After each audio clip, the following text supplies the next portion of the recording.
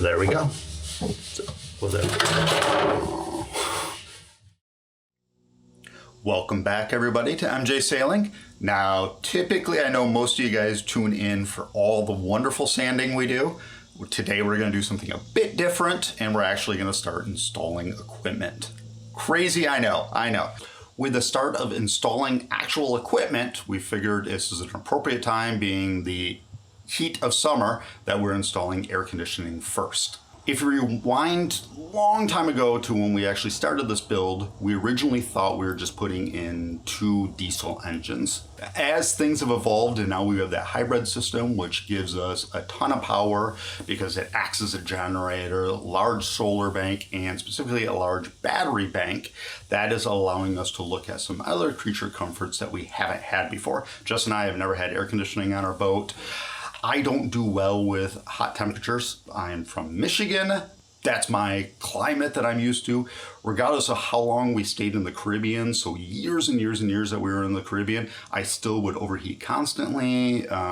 Nights were a little bit miserable. So this is going to be a revolution for us. This will be a huge change. The fact that we should be able to sit at anchor and cool our boat.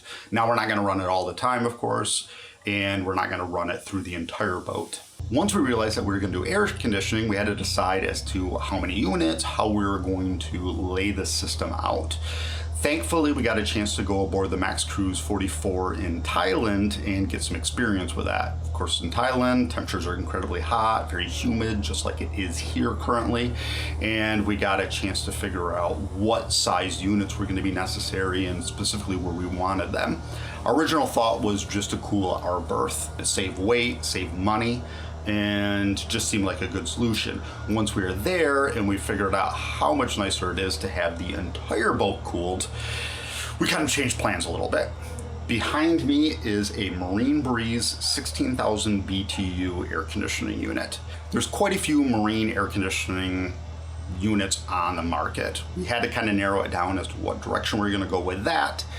And what it came down to was we were looking for the most efficient system we could that was affordable. So those two things usually don't work hand in hand. Marine Breeze, that is their big thing, is this is the lowest priced DC unit. So in our case, it's 48 volt. They offer 12 volt, 24 volt, 48 AC, so 110, 230 volt as well. That's a variable speed compressor, so that really gets that efficiency that we're looking for with this system.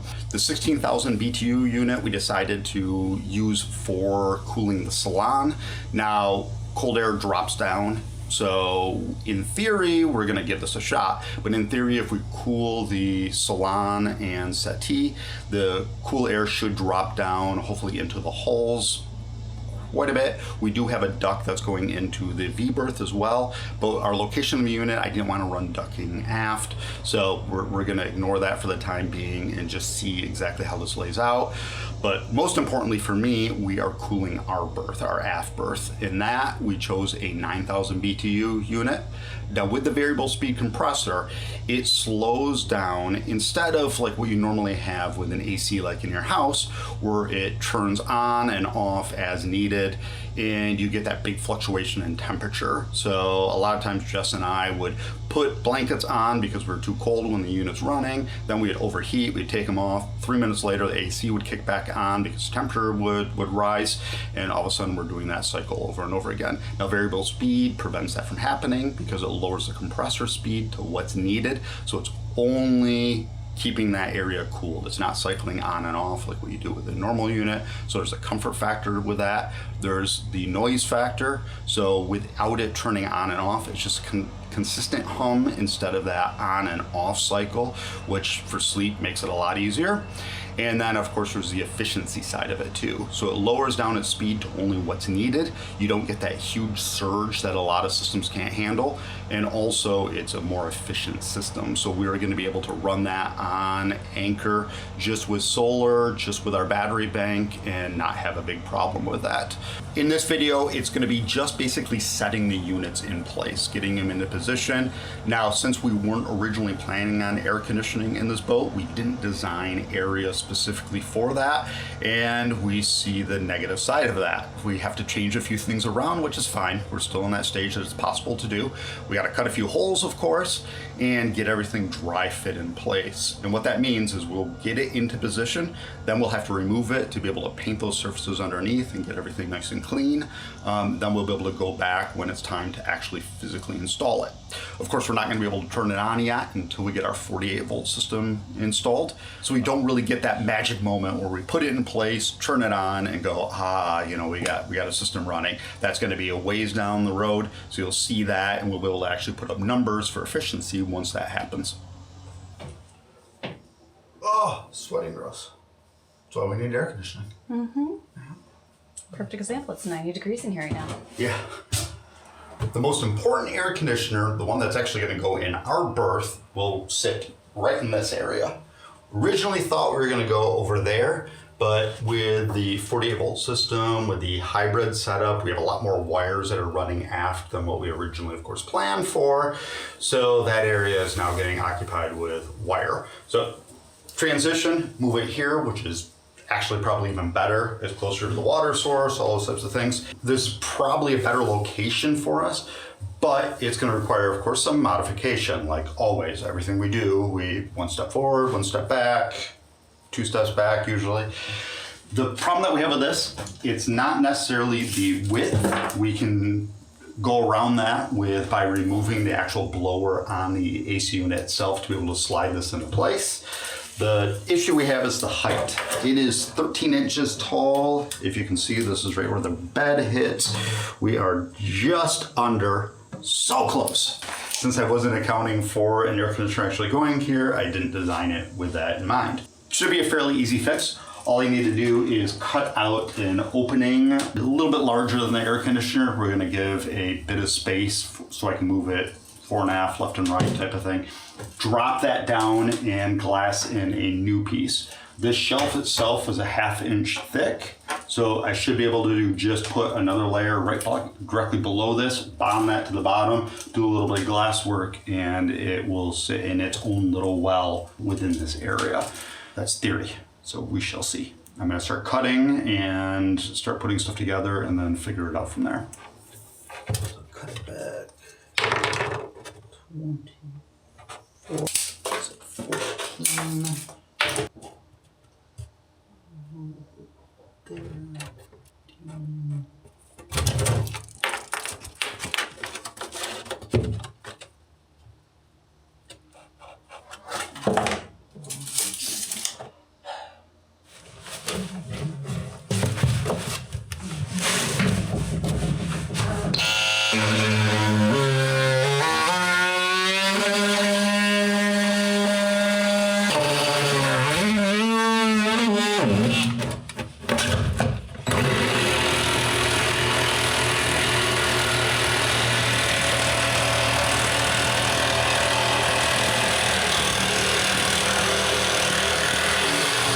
15.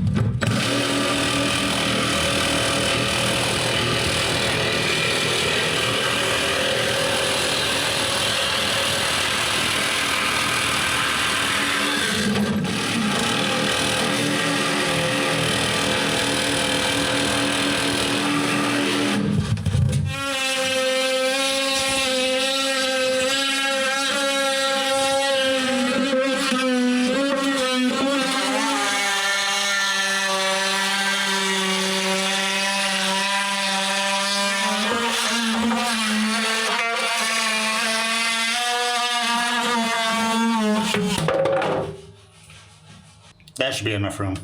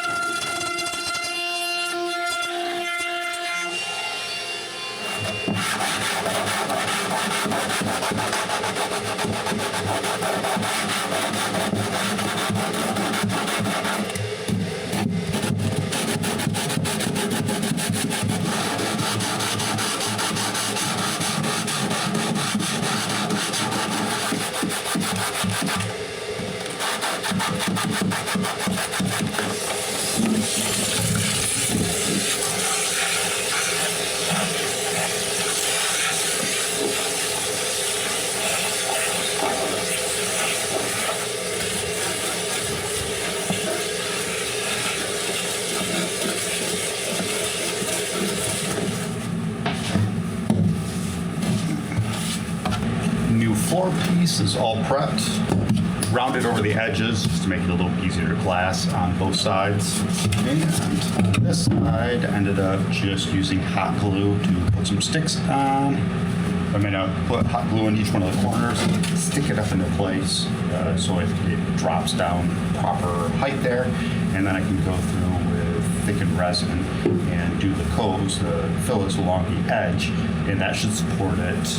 So I can knock these little pieces out then, the popsicle sticks out, and go through and fix those little areas, then come back through finally and glass it. Should be a pretty simple project, but famous last words. So we'll try not to burn myself. I'm gonna go down below and stick this thing up into place.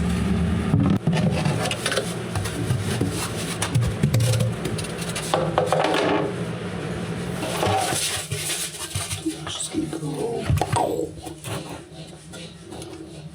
like that.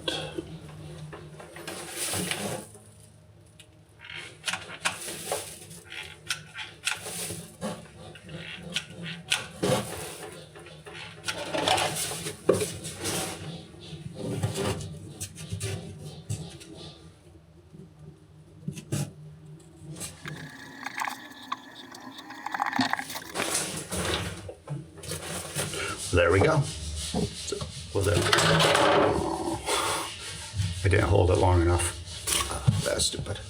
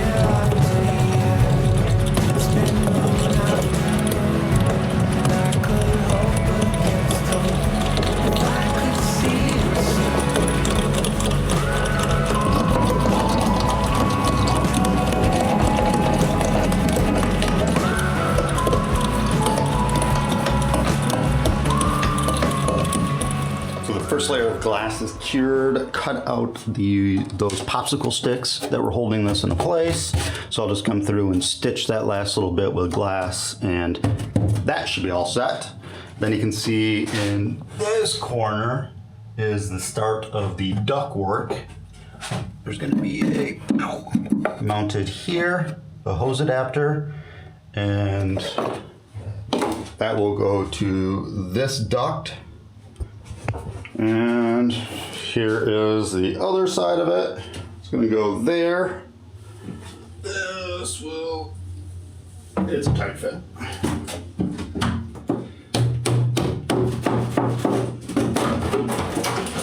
This duct will be in here semi-permanently mounted. I'm just going to caulk it into place, so I'm still able to remove it as needed in case I need to clean it out.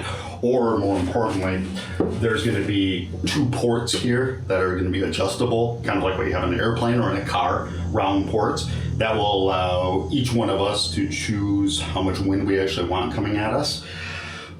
The original plan was to have them both side by side, but of course this isn't wide enough for that, so they're going to be one top, one towards the bottom, which should be a different airflow between the two. So the stronger one, which should be the top one, because that's where I'm going to have a kind of a transition deflector basically on the inside of this. That one will be hopefully mine, and then Jess will have the one because she usually doesn't get as hot as I do. So then on this side, the inboard side of it, we're going to be able to run wires and that kind of thing through there. So there'll be a cap that goes over the top of this to cover this little thing, of course removable. And that gives me, because the helmet is right above here, that gives me one more way to run wires up to this area. And for the hybrid system, allows me to run wires in there as well. The kind of two birds, one stone type of thing. It seems to be a good transition. And this is going to be just the side of the bed, so losing 3 inches of foot space, leg space, doesn't matter as much to her. I promise I asked her, and she was okay with it. So we should be able to get this done, going through, doing the last little layers of primer on it, and then get this painted, get the piece that's going to go between these two done. That might just be simple plywood. I need something that's going to lay flat and not bend at all, and I don't feel like making a lot of glass. So that would be probably just plywood. It is finally time for me to sand down this entire engine bed where the electric motor is going to go and put on that blue Dykem guide coat to find out what the low spots are. I'm going to go through first with our DA sander, again, just knock off some of those high ridges that are left from the nap of the roller, and then I will apply the Dykem and then hit it once more, and that should tell me my low spots. And I've finished up my Total Fair before, so I'll have to go grab a new canister of that because, as you saw the other week, went a little overboard just trying to fill the low spots while I was bored.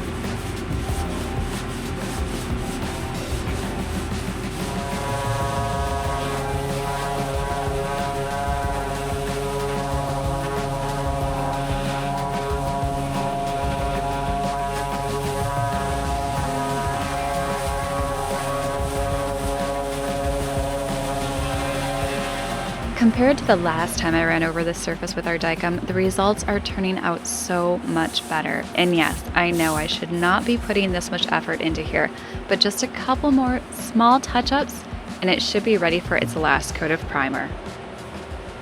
Yep. It fits. Not a lot of extra space, but just enough will be absolutely fine here. When the top comes down, that actually sits just a bit higher than what this does anyway, so it'll clear just fine. Now testing out for our ductwork to see how this is going to come out in transition into our hard duct. This is our first air conditioning we've had. We've never had one on a boat before, so this is going to be a different experience, and I'm not real well versed in how to install these.